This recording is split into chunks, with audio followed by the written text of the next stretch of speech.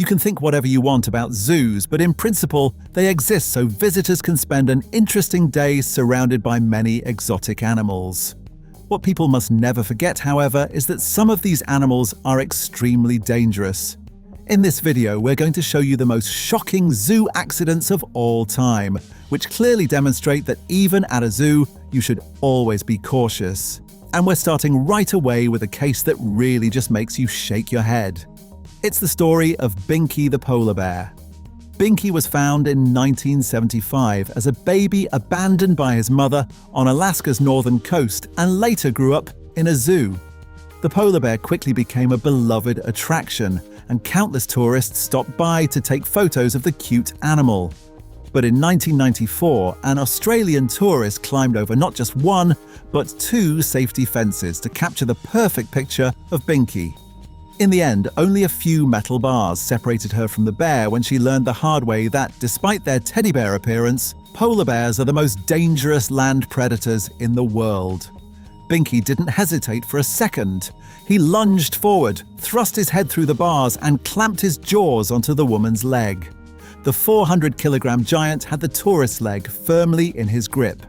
Would he manage to pull her through the bars and kill her? Fortunately, no, but it was a close call. Other visitors reacted in a flash, striking the bear with sticks and branches until Binky finally let go of the woman's leg. He then strutted triumphantly around his enclosure with the tourist's sneaker in his mouth. The Australian woman got off relatively lightly, suffering several broken bones.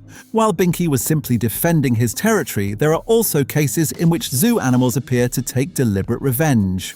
One such incident occurred on December 25, 2007 at the San Francisco Zoo.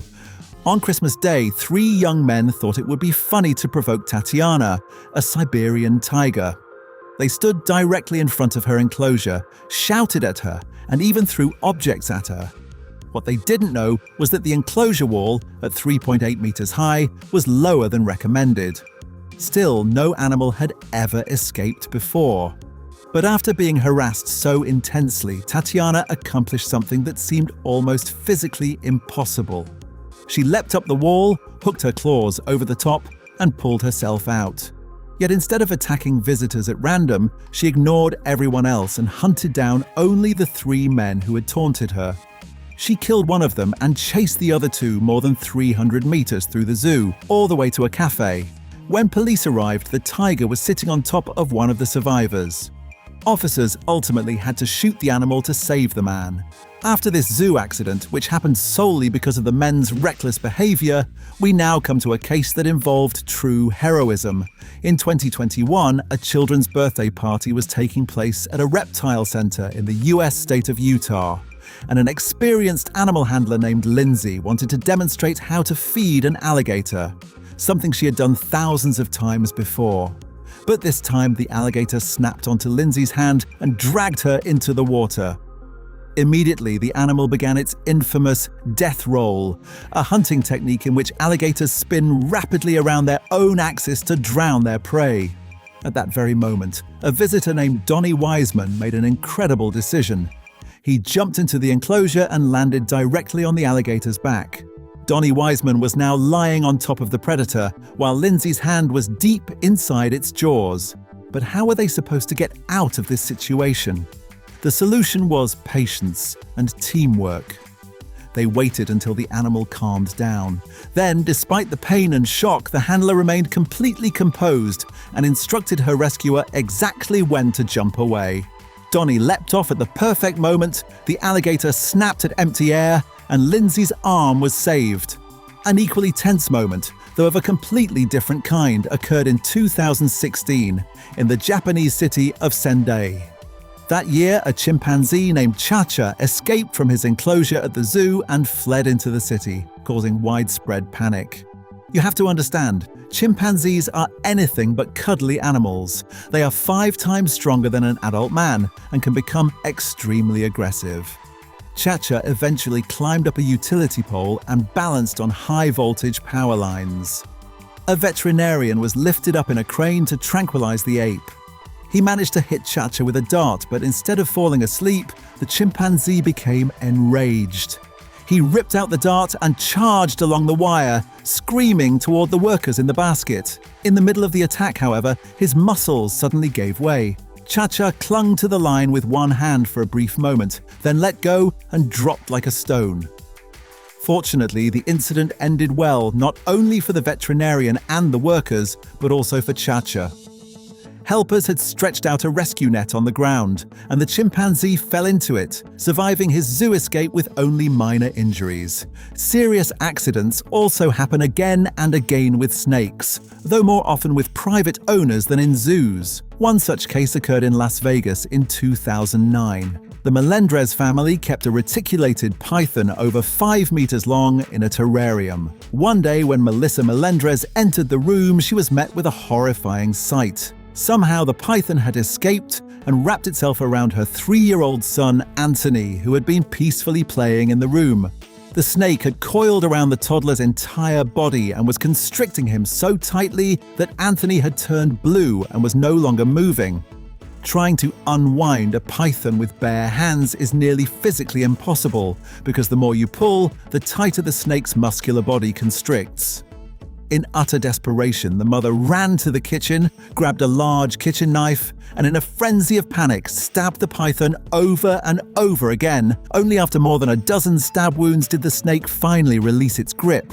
Anthony was rushed to the hospital unconscious and survived by what can only be described as a miracle. But while Anthony was incredibly fortunate that his mother intervened, a similar encounter in Indonesia ended in tragedy. In March 2017, 25-year-old Akbar Salubiro went out to harvest palm oil on the island of Sulawesi. When he failed to return that evening, friends and neighbors launched a search. At first, it was unsuccessful. What they found the next day, however, made their blood run cold. Lying on the ground was a gigantic 7-meter-long reticulated python. In the middle of its body was a huge, misshapen bulge. Worst of all, the outline of rubber boots could clearly be seen inside the snake's belly. After villagers killed the animal and cut it open, they were faced with the grim confirmation. Inside they found Akbar, fully clothed, boots and all. He had first suffocated and was then swallowed whole. Finally, we come to what is probably the largest zoo disaster of all time, in which 48 animals lost their lives in a single night. But let's start at the beginning.